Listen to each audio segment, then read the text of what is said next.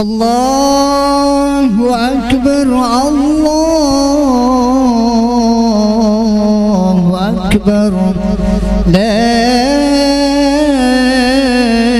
إله إلا الله الله أكبر الله أكبر ولله الحمد الله أكبر الله أكبر لا إله إلا الله الله أكبر الله أكبر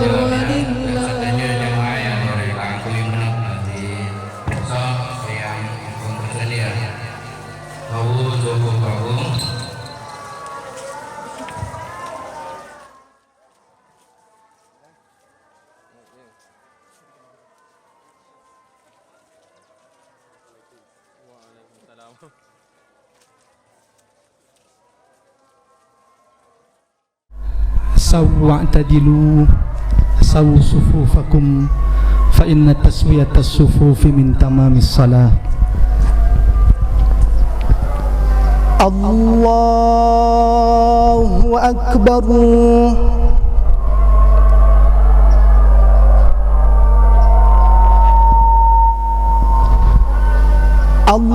الله أكبر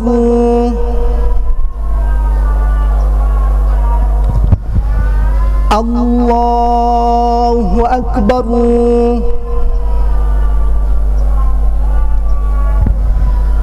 الله أكبر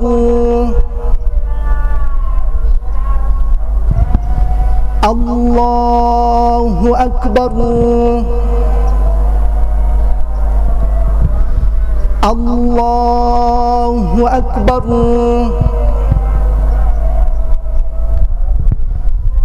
الله أكبر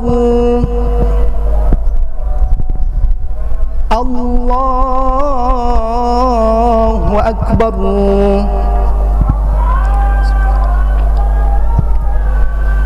الحمد لله رب العالمين الرحمن الرحيم مالك يوم الدين إياك نعبد وإياك نستعين اهدنا الصراط المستقيم صراط الذين أنعمت عليهم غير المغضوب عليهم ولا الضالين.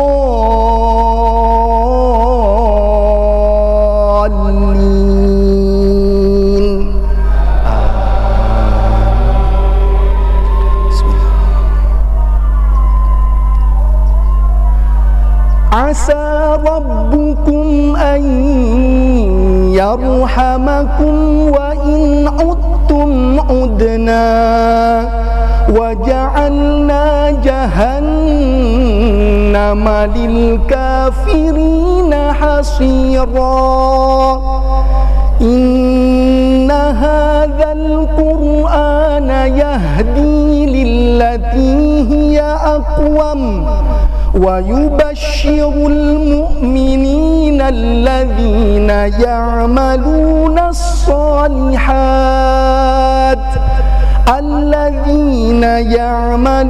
الصالحات أن لهم أجرا كبيرا وأن الذين لا يؤمنون بالآخرة أعتدنا لهم عذابا أليما ويدعو الإنسان بالشر دعاءه بالخير الإنسان عجولا وجعلنا الليل والنهار آيتين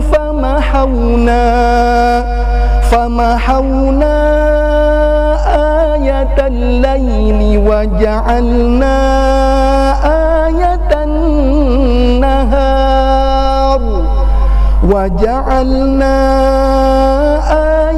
النهار مبصرة لتبتغوا فضلا من ربكم ولتعلموا عدد السنين والحساب وكل شيء فصلناه تفصيلا. الله أكبر.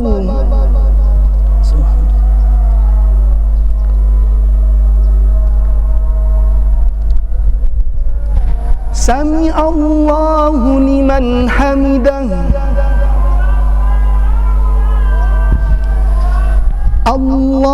الله أكبر.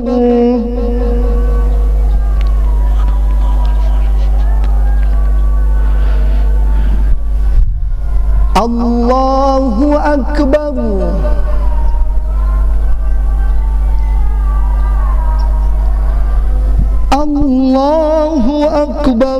الله أكبر.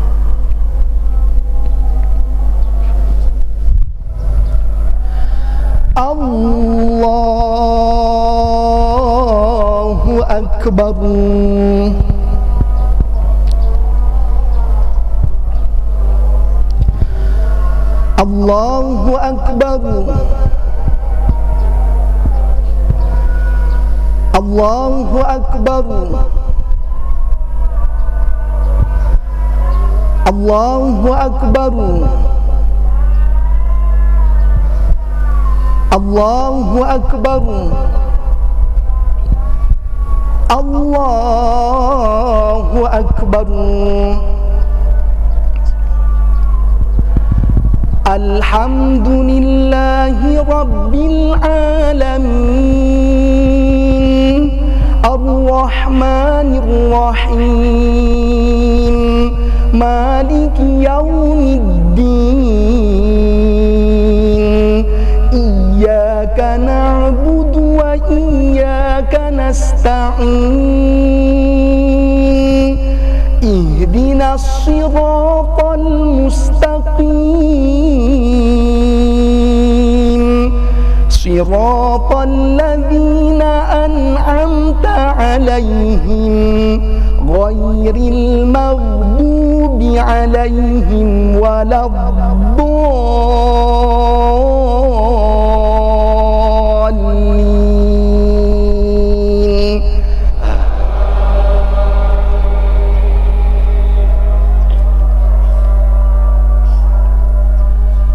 وكل إنسان ألزمناه طائره في عنقه ونخرج له يوم القيامة كتابا يلقاه منشورا اقرأ كتابك كفى بنفسك اليوم عليك حسيبا من اهتدى فإنما يهتدي لنفسه ومن ضل فإنما يضل عليها ولا تزر وازرة وزر أخرى وما كنا معذبين حتى نبعث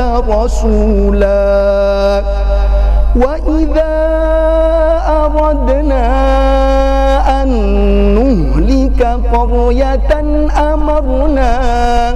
أمرنا متر فيها ففسقوا ففسقوا فيها فحق عليها القول فدمرناها تدميرا وكم أهلكنا من القرون من بعد نوح وكفى بربك بذنوب عباده خبيرا بصيرا الله أكبر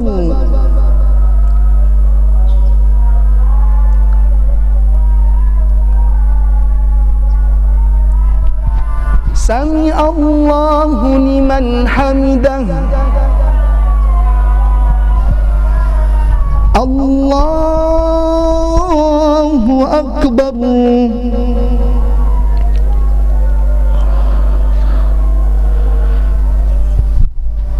الله أكبر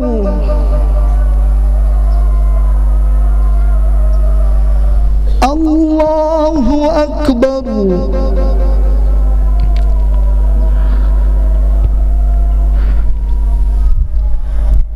الله أكبر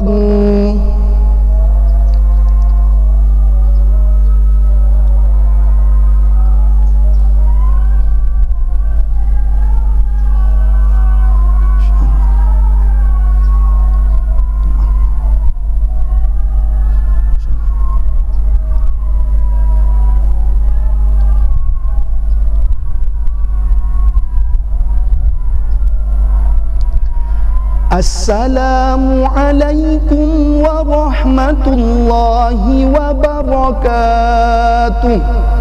السلام عليكم ورحمة الله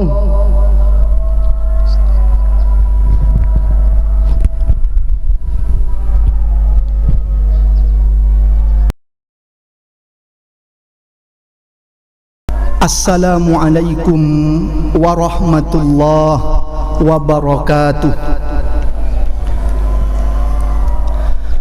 Allahu Akbar, Allahu Akbar, Allahu Akbar, Allahu Akbar, Allahu Akbar, Allahu Akbar, Allahu Akbar, Allahu Akbar, Allahu Akbar.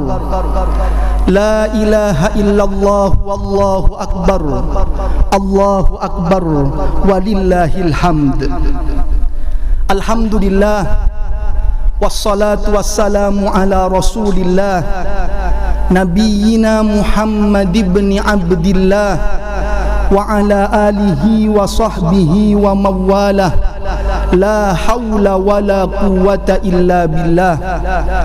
Ashhadu an la ilaha illallah wa ashhadu anna Muhammadar Rasulullah. Faya ibadallah usini wa iyyakum bitaqwallah. Qala Allah ta'ala a'udzu billahi minasy syaithanir rajim. Bismillahirrahmanirrahim. Ya ayyuhalladzina amanu taqullaha haqqa tuqatih wa la tamutunna illa wa antum muslimun. Wa qala an-nabiy sallallahu alaihi wasallam ittaqillaha haitsuma kunta wa atbi'is sayyi'atal hasanata tamhuha wa khaliqin nas bi khuluqin hasanin. Amma ba'd. Saudaraku kaum muslimin, aidin aidat rahimakumullah. Berlalu sudah bulan Ramadan dengan segala kemuliaannya. Ramadan dan Idul Fitri tahun ini adalah yang ketiga kalinya kita jalani masih dalam masa pandemi. Kita bersyukur kepada Allah karena suasana semakin membaik, pandemi semakin mereda. Walaupun mungkin pandemi yang dahsyat pada puncak-puncaknya di bulan Juni dan Juli tahun lalu itu telah merenggut banyak korban jiwa. Mungkin di sana ada keluarga kita, ada ayah dan ibu kita yang wafat, membuat kita tak bisa lagi berlebaran dengan mereka saat ini. Mungkin ada di sana suami atau istri kita yang meninggal, sehingga kita harus sendiri beridul fitri saat ini tanpa kehadiran mereka. Mungkin di sana ada saudara, anak-anak atau sahabat kita yang telah dipanggil oleh Allah, sehingga kita tak bisa lagi berkumpul dalam indahnya kebersamaan Idul Fitri dengan mereka semuanya. Kita memohon kepada Allah dengan untayan doa terbaik di pagi ini, agar mereka yang telah wafat Allah luaskan kuburnya, Allah karuniakan nikmat dan ridhanya, Allah terima segala amal ibadah dan ampuni segala khilaf dan salah mereka. Allahumma ighfir lahum warhamhum wa'afihim wa'fu anhum. Dan bagi yang harus terpisah saat ini karena kematian dengan keluarganya, jangan bersedih, sebab bagi orang mukmin kematian adalah perpisahan sementara. Kelak jika sama-sama solihnya, Allah akan persatukan dan kumpulkan kita lagi di surga Allah Subhanahu wa ta'ala. Allahu Akbar, Allahu Akbar, la ilaha illallah, wallahu akbar, Allahu akbar, walillahil hamd. Saudaraku kaum muslimin, aidin aidat rahimakumullah, saat ini dalam suasana pandemi yang sudah sangat membaik, mari kita renungkan firman Allah Subhanahu wa ta'ala dalam Al-Quran surat Al-An'am ayat 63 sampai 65. A'udzu billahi minasyaitonir rajim. Bismillahirrahmanirrahim. Qul man yunajjikum min dhulumatil barri wal bahr tad'unahu tadarruan wa khufyah la in anjana min hadhihi lanakunanna minasyakirin. Katakanlah, siapa yang bisa menolongmu dari bencana di daratan dan di lautan, yang saat bencana itu terjadi engkau berdoa dengan penuh kerendah dirian, dengan penuh rasa takut, cemas dan harap bahwa jika engkau ditolong dari bencana itu, engkau akan menjadi hamba-hamba Allah yang pandai bersyukur. Qulillahu yunajjikum minha wa min kulli karbin thumma antum tusyrikun. Katakanlah, Allah yang telah menolongmu dari bencana itu dan dari semua bencana yang ada. Tetapi ternyata kalian banyak yang kembali menyekutukan Allah, kembali bermaksiat kepada Allah Subhanahu wa ta'ala. Mari kita renungkan ayat ini. Allah tolong kita keluar dari puncak masa pandemi yang dahsyat itu. Maka hari ini dengan penuh rasa syukur kita mendekat kepada Allah Subhanahu wa ta'ala. Kuatkan amal ibadah kita, istighfari dosa-dosa kita. Sebab kata Allah, jika ternyata setelah ditolong kembali bermaksiat kepada Allah, Allah memperingatkan dengan tegas dalam ayat selanjutnya, Qul huwal qadiru ala ayyab'atha alaikum azaban min fawqikum aw min tahti arjulikum aw yalbisakum syi'a wa yudhiqa ba'dakum ba'sa ba'd unzur kaifa nusarriful ayati la'allahum yafqahun.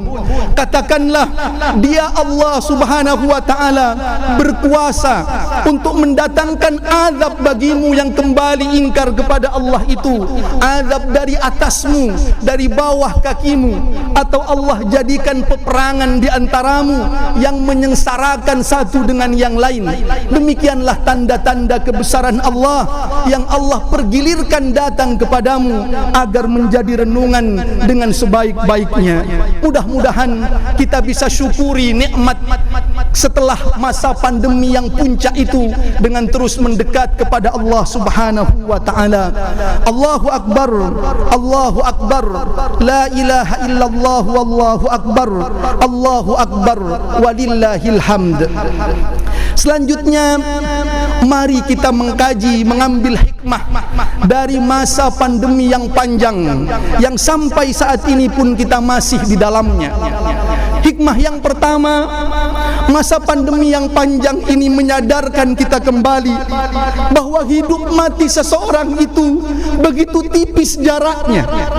Kita tahu ada sahabat yang mungkin waktu itu di puncak pandemi masih bercengkrama dengan kita hari itu, tetapi besok lusa ternyata Allah mentakdirkannya untuk kembali kepada Allah Subhanahu wa taala.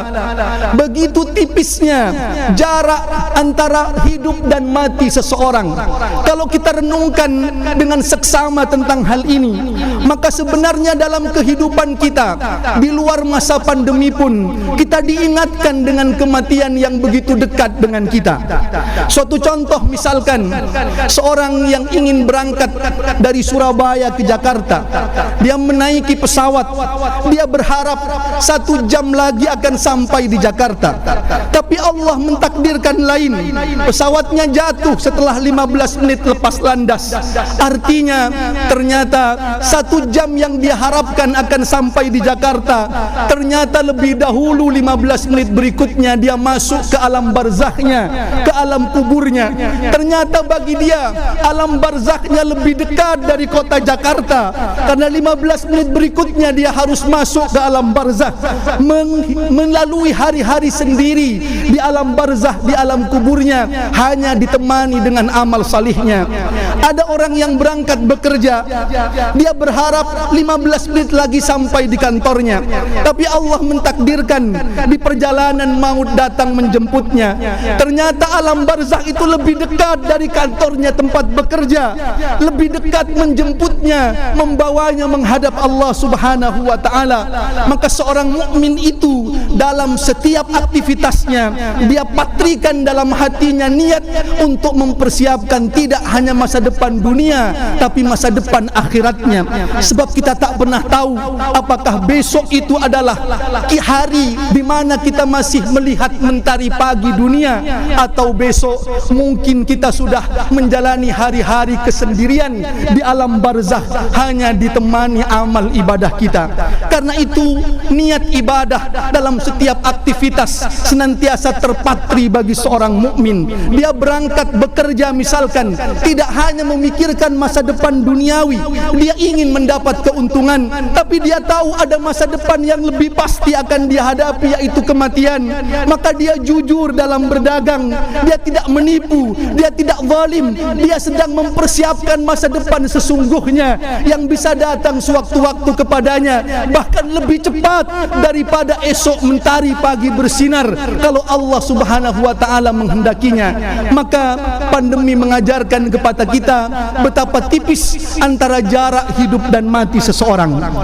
Dalam Islam kita diingatkan bahwa sebenarnya dunia ini hakikatnya adalah sekedar perjalanan, bukan tujuan.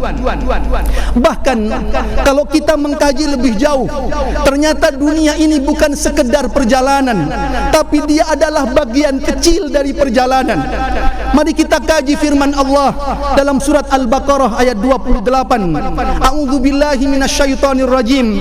Bismillahirrahmanirrahim. Kaifa takfuruna billah wa kuntum amwatan fa ahyaakum thumma yumitukum thumma yuhyikum thumma ilaihi turja'un. Bagaimana kalian bisa ingkar kepada Allah padahal dulunya kalian mati, yaitu sebelum kita diciptakan atau sesudah kita dicipta di alam rahim ibu kita, belum ditiupkan ruh kepada kita. Kata Allah, dulu kalian mati, tsumma yuhyikum, kemudian dihidupkanlah kalian oleh Allah, ditiupkanlah ruh kepada kita, dilahirkanlah kita di dunia ini sampai dengan hari ini kita bersama di sini. Tsumma yumitukum, kemudian kalian akan dimatikan lagi oleh Allah. Kita masuk ketika ajal menjemput ke alam kubur kita masing-masing. Tsumma yuhyikum, kemudian kalian akan dihidupkan lagi oleh Allah, digiring ke padang mahsyar, mempertanggungjawabkan semua amalan. Tsumma ilaihi turja'un, kemudian kalian dikembalikan kepada Allah. Apakah kalian akan diputuskan masuk surga atau nerakanya? Lihatlah perjalanan utuh dari kehidupan manusia, dari mulai alam rahim, alam dunia, alam kubur, alam akhirat, surga atau neraka.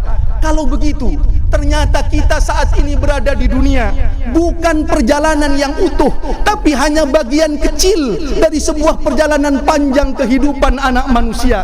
Kita, kata Nabi Muhammad sallallahu alaihi wasallam, diibaratkan dalam hadis riwayat Imam Tirmidzi, mali walid dunya illa karakibin istadalla tahta syajaratin thumma raha fatarakaha. Apalah aku dalam kehidupan di dunia ini, kata Nabi, kecuali hanya seperti orang yang berkendara dalam sebuah perjalanan. Kemudian aku bernaung sejenak di bawah pohon. Setelah itu aku akan beranjak pergi meninggalkan pohon itu. Dunia bukan perjalanan dari satu tempat ke tempat lain, bukan sekedar itu. Tetapi dunia hanya sekedar istirahat di tengah-tengah perjalanan itu. Kalau ada perjalanan dari kota A ke kota B, dunia ini bukan perjalanan dari kota A ke kota B, tapi istirahat sejenak di tengah-tengah perjalanan. Dari terik panas matahari, bernaung sejenak di bawah pohon. Itulah dunia yang sebentar, kata Nabi Muhammad sallallahu alaihi wasallam.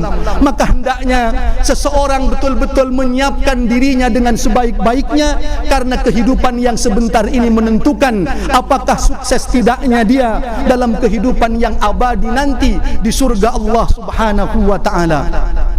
Dan Allah Subhanahu wa ta'ala menyampaikan bahwa selain kehidupan dunia ini sebentar saja, dia sebenarnya adalah ujian amal kebaikan bagi kita semua. Allah berfirman dalam surat Al-Mulk, a'udzubillahi minasyaitonir rajim, bismillahirrahmanirrahim, alladzi khalaqal mauta wal hayata liyabluwakum ayyukum ahsanu amala. Dialah Allah yang menciptakan hidup dan mati untuk siapa di antara kalian yang terbaik amalnya. Jadi kita saat ini sedang berada di ujian besar yang diselenggarakan oleh Allah Subhanahu wa ta'ala untuk menguji apakah kita bisa mengisi hidup ini dengan amal-amal kebaikan atau tidak. Mari kita ambil contoh bersama. Di dunia ini kita sudah sering menempuh ujian atau tes yang ada.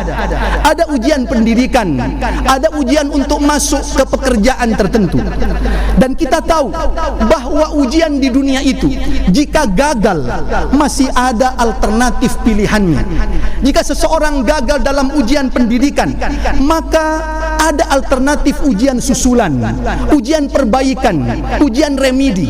Begitu pula jika dia gagal untuk tes masuk kepada suatu pekerjaan, ada alternatif pilihan. Mungkin dia bisa mengikuti tes di bidang pekerjaan lainnya, atau mengulang di tahun depan, atau membuka wirausaha. Tapi kita pun faham bahwa walaupun ujian dunia itu ada alternatif pilihannya, kita akan bersungguh-sungguh untuk mengerjakan soalnya, untuk menempuh ujian itu. Kenapa? Karena itu untuk masa depan kita. Mari kita renungkan, ada satu ujian besar yang tidak ada alternatif pilihannya, tidak ada ujian susulannya, tidak ada ujian perbaikannya. Dia hanya Allah berikan sekali saja kita hidup di dunia ini. Allah akan lihat amal perbuatan kita. Setelah itu kita mati dan akan mempertanggungjawabkan semua amalan kita kepada Allah Subhanahu wa ta'ala. Ini ujian besar yang tak ada ujian perbaikan dan susulannya. Karena itu Allah mengkisahkan tentang orang-orang yang banyak berbuat dosa. Kelak ketika digiring menghadap Allah di padang mahsyar, Allah berfirman dalam surat As-Sajdah ayat yang ke-12, a'udzubillahi minasyaitonir rajim, bismillahirrahmanirrahim, walau tara idzil mujrimuna nakisu ru'usihim inda rabbihim rabbana absarna wa sami'na farji'na na'mal salihan inna muqinun. Dan kata Allah, alangkah ngerinya jika kamu melihat orang-orang yang banyak berbuat dosa ketika di dunia itu, dia tertunduk lesu, lemah ketakutan ketika digiring menghadap Allah Subhanahu wa ta'ala. Dia pun berkata, ya Allah, kami sekarang betul-betul melihat dan mendengar, ternyata ada hari pertanggungjawaban amal itu. itu. Ya Allah, kembalikan kami sekali lagi ke dunia. Ya Allah, berikan kami ujian susulan itu, berikan kami ujian perbaikan itu. Ya Allah, kami akan sungguh-sungguh dalam amal kebaikan, kami akan meninggalkan setiap dosa dan kemaksiatan. Tapi kata Allah, telah selesai ujian dunia itu dan saatnya penilaian. Tak ada alternatif pilihan, hanya ada surga atau neraka Allah Subhanahu wa ta'ala. Maka bagi seorang mukmin, hendaknya dia jalani ujian Allah ini dengan sebaik-baiknya, berhati-hati dalam sikapnya, jauhi perbuatan kemaksiatan, terus optimal dalam ketaatan agar lulus ujian kita kelak mendapatkan surga Allah Subhanahu wa ta'ala. Maka mengingat kematian yang begitu tipisnya dengan kehidupan, ada banyak hikmah di dalamnya. Maka Nabi bersabda dalam hadisnya, "Aktsiru dzikra hadhimil ladzat." Perbanyaklah oleh kalian mengingat penghancur kelezatan hidup duniawi, yakni al-maut, yaitu kematian.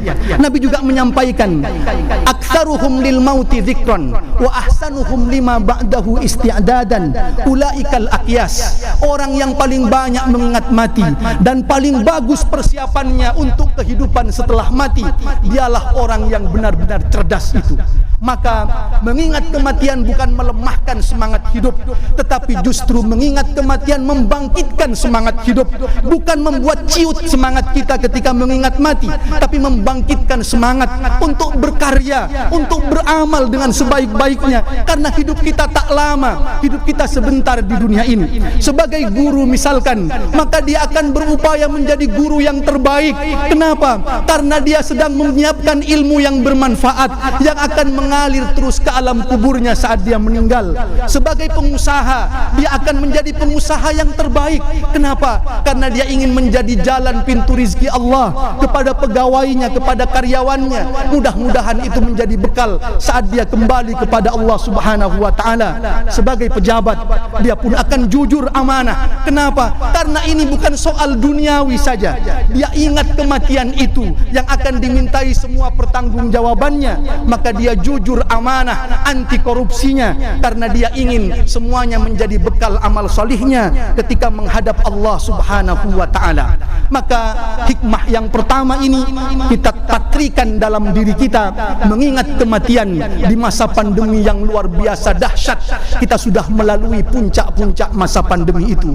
Allahu Akbar, Allahu Akbar, la ilaha illallah, wallahu akbar, Allahu Akbar walillahil hamd. Hikmah yang kedua adalah bahwa masa pandemi yang luar biasa itu mengingatkan kepada kita bahwa kita yang butuh pertolongan Allah Subhanahu wa ta'ala, sementara Allah tak butuh sedikit pun kepada kita. Kadang-kadang ketika orang diajak untuk beribadah, dia malas, enggan beribadah. Kenapa? Karena dia merasa dipaksa, merasa dikungkung, merasa Allah mengambil keuntungan dari ibadah yang dia jalankan. Maka melalui masa pandemi, Allah memberikan gambaran yang tegas bahwa Allah tak butuh dengan ibadah-ibadah kita. Lihatlah saat Masjidil Haram sempat ditutup karena masa pandemi yang luar biasa. Lihatlah saat haji 2 tahun berturut-turut tak bisa dilaksanakan oleh banyak orang, hanya dibatasi. Allah Subhanahu wa ta'ala menunjukkan kepada kita, Allah tak butuh ibadah kita. Allah maha mulia, Allah maha kaya, dia tak butuh sedikit pun ibadah yang kita lakukan. Saat masjid-masjid banyak tertutupi ketika masa pandemi itu, kita tahu Idul Fitri tak bisa dilaksanakan dengan seperti saat ini. Salat tarawih terbatasi. Allah sedang mengingatkan kita bahwa Allah tak butuh ibadahmu. Mana orang yang malas selama ini beribadah itu, dia enggan melaksanakan ibadah, Allah tak butuh ibadahmu. Justru pada saat itu sebaliknya, Allah memberikan gambaran tegas kepada kita betapa butuhnya kita kepada Allah. Saat masjid tak bisa kita laksanakan ibadah di dalamnya karena pandemi, Allah tak berkurang kemuliaannya. Justru kitalah yang memohon-mohon kepada Allah agar bisa disembuhkan dari sakit itu. Kitalah yang memohon-mohon memohon kepada Allah agar bisa dilancarkan rizki kita, pekerjaan kita, seolah Allah memberikan ketegasan kepada kita. Siapa yang butuh? Engkau yang butuh Allah. Allah tak butuh sama sekali kepadamu.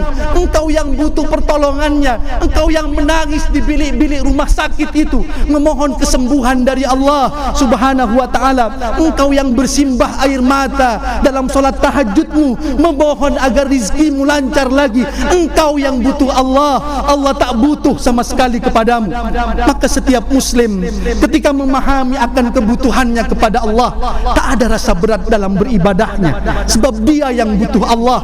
Allah tak butuh kepadanya. Maka saat dia bekerja, azan zuhur berkumandang, azan asar berkumandang, dia penuhi panggilan Allah, karena dia yang butuh Allah. Dia tersungkur dalam rukuk sujudnya, ya Allah, berikan keselamatan pada kami, berikan kesembuhan pada kami, berikan rizki yang halal pada kami.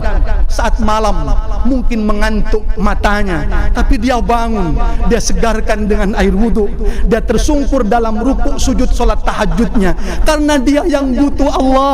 Ya Allah, lindungi anak-anak kami, berikan rizki yang halal kepada kami.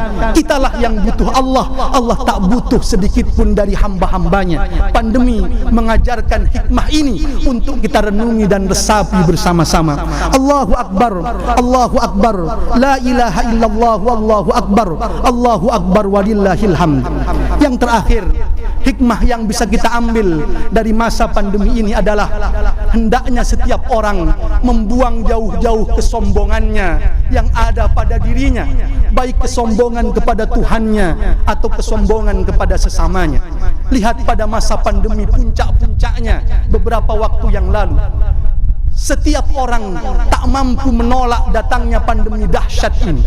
Negara yang besar porak-poranda, tatanan ekonomi pengusaha yang tangguh, ambruk ekonominya, tutup gulung tikar perusahaannya. Tak ada yang bisa dibanggakan oleh manusia, karena manusia kecil di hadapan Allah Subhanahu wa ta'ala. Mana mobil megahnya itu, mobil mewahnya itu, mana rumah megahnya itu, tak bisa menolongnya dari kekuasaan Allah Subhanahu wa ta'ala. Saat tubuhnya Allah masukkan virus yang kecil itu, maka dia pun tak berdaya. Tak ada semua kuasanya, tak ada semua hartanya bisa menolong, tak ada semua karib kerabatnya. Dia berjuang untuk kesehatannya sendiri dan memohon kepada Allah agar disembuhkan dan diselamatkan dari penyakit itu. Dan kita pun sangat butuh kepada sesama. Lihat, saat sakit di masa pandemi, kita butuh bantuan tenaga medis, kita butuh bantuan orang lain. Bahkan saat meninggal pun orang lainlah yang membantu kita bersama-sama untuk merawat jenazah kita dengan sebaik-baiknya. Maka buang jauh-jauh kesombongan itu. Pandemi yang lama ini mengingatkan kita, tak ada yang bisa kau sombongkan dalam hidup ini. Negara sebesar apapun kacau balau, hanya karena virus kecil yang Allah hadirkan. Maka tersungkurlah, rendahkan hatimu di hadapan Allah, rendahkan hatimu di hadapan manusia. Mudah-mudahan pandemi yang panjang ini banyak hikmah yang bisa kita ambil, dan Ramadan yang baru saja kita lalui bersama betul-betul menjadikan kita pribadi yang lebih bertakwa kepada Allah Subhanahu wa ta'ala. Akhirnya marilah kita berdoa kepada Allah Subhanahu wa ta'ala. Mudah-mudahan Allah mengijabah setiap doa yang kita panjatkan kepadanya. A'udzu billahi minasyaitonir rajim. Bismillahirrahmanirrahim. Alhamdulillahi rabbil alamin. Allahumma salli wa sallim wa barik ala nabiyyina Muhammadin wa ala alihi wa ashabihi ajmain. Walhamdulillahi rabbil alamin.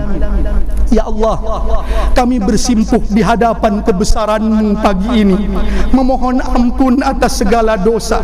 Kami bermunajat, semoga Engkau kabulkan doa-doa yang kami panjatkan ini. Ya Allah, Ramadan yang baru saja kami lalui adalah bulan yang Engkau hadirkan dengan segala keberkahan dan maghfirah-Mu untuk kami. Ampuni kami ya Allah atas segala kekurangan kami dalam mengisi bulan Ramadan ini. Tak sekarang kami terjebak hanya mengisi Ramadan sebatas gegap gempita hiruk pikuk dunianya saja. Kami hanya disibukkan dengan bermacam hidangan makanan, padahal Engkau ingin agar kami justru lebih mementingkan asupan jiwa dengan mengoptimalkan ibadah selama Ramadan. Seringkali kami hanya dilalaikan dengan sibuk berbelanja berbagai busana dan pakaian, padahal Engkau ingin agar ketakwaanlah yang menjadi busana kami, ketawaduan yang menjadi pakaian kami, bukan justru kesombongan dengan segala gemerlap pakaian dan aksesoris duniawi. Ya Allah, jadikanlah wabah pandemi yang masih melanda ini menjadi hikmah agar kami bisa mensyukuri keadaan yang semakin membaik ini, menjadi hamba yang lebih taat kepadamu, meninggalkan kemaksiatan dalam hidup kami. Ya Allah, dalam kelemahan dan kefakiran kami bersimpuh memohon padamu dengan penuh kerendahan hati agar Engkau angkat wabah penyakit ini secara sempurna dan seluruhnya. Sembuhkan setiap yang sakit ya Allah, anugerahkan keselamatan dan perlindungan untuk kami. Ya Allah, kami tahu bahwa bisa jadi Ramadan yang baru saja berlalu ini adalah Ramadan terakhir dalam hidup kami, karena kematian bisa datang kapanpun sesuai ketentuanmu. Ampuni kami ya Allah, karena masih banyak menyia-nyiakan kemuliaan Ramadan. Puasa kami seringkali hanya tinggal lapar dan haus karena tak meninggalkan perbuatan dosa. Solat tarawih kami masih sering tak khusyuk. Tadarus Al-Quran kami tidak jarang tanpa penghayatan. Sodakoh kami ya Allah masih banyak perhitungan, padahal saat berbelanja kami tak ragu untuk mengeluarkan uang sebanyak-banyaknya. Ya Allah, pagi ini panas terik matahari bersama-sama kami rasakan, membuat keringat kami bercucuran. Kami membayangkan inilah gambaran kecil dari apa yang akan kami alami kelak di padang mahsyar saat kami dikumpulkan bersama seluruh manusia. Ketika itu panas terik matahari jauh lebih panas lagi ya Allah, karena jaraknya semakin didekatkan kepada kami. Ya Allah, jadikan saat itu kami termasuk golongan yang mendapat perlindungan-Mu, bukan yang tenggelam dalam kubangan keringat kami yang bercucuran. Ya Allah, Engkau tahu bahwa kami ini banyak dosa. Engkau yang memberi kami fisik ini, namun kami terkadang lebih sibuk mengerjakannya, menggunakannya untuk mengejar duniawi semata. Seakan badan ini tak pernah lelah untuk mengejar kekayaan dunia, namun begitu payah saat digunakan untuk sholat dan beribadah. Kami seringkali melupakan-Mu saat sibuknya pekerjaan ya Allah. Bahkan dalam sholat-sholat kami sekalipun, kami sering tak ingat padamu ya Allah, karena tak khusyuk. Ya Allah, seringkali berdiri sebentar saja untuk sholat kami merasa berat, padahal kami tahu kelak di padang mahsyar kami akan berdiri lebih lama lagi untuk mempertanggungjawabkan amalan kami, dan sholat menjadi salah satu penolong utama kami saat itu. Ampuni kami ya Allah. Ya Allah, seringkali kami mengagungkan dunia, padahal kami tahu dunia akan kami tinggalkan dan kematian pasti datang. Ya Allah, jika ajal kami menjemput, wafatkan kami dalam keadaan husnul khatimah. Ya Allah, kami membayangkan saat kematian itu datang, selesailah semua amalan, dibungkuslah kami dengan kain kafan, disumbat hidung kami dengan kapas, begitu pula mata dan telinga kami. Jasad kami diam tak bergerak. Semoga itu diam dengan ruh kami dalam kesenangan, bukan ruh kami dalam kesengsaraan. Saat itu mungkin banyak orang yang melihat kami. Mudah-mudahan mereka terkenang dengan kebaikan kami yang sudah mati, bukan terkenang dengan keburukan kami. Ya Allah, ampuni kami karena belum mampu membawa kesejukan di tengah keluarga dan lingkungan kami. Sebagai suami, kami masih sering marah kepada istri dan menyakiti hatinya, padahal istri sudah setia menemani dalam kurang dan lebihnya kami. Sebagai istri, kami masih sering menuntut ya Allah, kurang syukur kami kepada suami, padahal suami sudah bercucur keringat dalam kesungguhan mencari nafkah yang halal bagi kami. Ya Allah, sebagai anak, kami belum bisa berbakti dengan baik kepada orang orang tua kami, padahal kami tahu keridhaan-Mu ada pada keridhaan mereka, kemurkaan-Mu ada pada kemurkaan mereka. Maafkan jika kami selama ini khilaf, kalimat-kalimat menyakiti hati orang tua dan menyinggung perasaannya. Ya Allah, kami tahu bahwa orang tua butuhkan dari kami adalah tentang kasih sayang dan cinta, bukan materi dan harta. Maafkan kami jika orang tua kami sakit, kami tidak menjenguknya dengan alasan sibuk. Jika mereka butuh, kami tak di sampingnya. Jika mereka merindukan kami, kami tak datang menyapanya. Ya Allah, ya Rabb, ampuni kami ya Allah. Muliakan kedua orang tua kami. Ya Allah, di antara kami saat ini ada yang mungkin tidak bisa lagi berkumpul bersama keluarga di Idul Fitri ini, karena ada di antara keluarga kami yang telah dipanggil oleh-Mu. Tak bisa kami mencium tangan orang tua kami yang telah meninggal. Kami mohon padamu ya Allah, luaskan kubur orang tua kami, anugerahkan kepada orang tua dan keluarga kami yang telah wafat nikmat kubur ya Allah. Ada juga di antara kami yang terpisah jarak dengan keluarga karena mereka sedang di perantauan di Malaysia atau tempat-tempat lainnya. Kami rindu ya Allah, tak bisa kami memeluk suami kami, istri kami, orang tua kami, anak-anak kami secara langsung. Mudah-mudahan di suatu waktu yang lebih baik kami bisa berkumpul lagi dengan keluarga kami ya Allah, di dunia dan nanti di surga-Mu. Ya Allah, hari ini dengan pertolongan-Mu kami bertekad untuk membawa semangat Ramadan menjadi lebih baik diri kami, lebih bertakwa dari hari ke hari. Pandemi menjadi hikmah luar biasa untuk kami semakin dekat kepadamu. Ya Allah, wafatkan kami kapanpun Engkau takdirkan dalam husnul khatimah. Ya Allah, Allahumma ighfir lil muslimina wal muslimat wal mu'minina wal mu'minat al ahya'i minhum wal amwat. Rabbana atina fid dunya hasanah wa fil akhirati hasanah wa qina adzaban nar. Subhana rabbika rabbil izzati amma yasifun wa salamun alal mursalin walhamdulillahi rabbil alamin. Amin amin ya rabbal alamin. Akhirul kalam wa billahi taufiq wal hidayah. Wassalamu alaikum warahmatullahi wabarakatuh.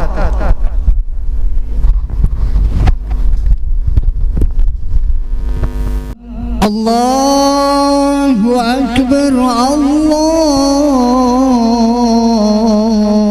Akbar, la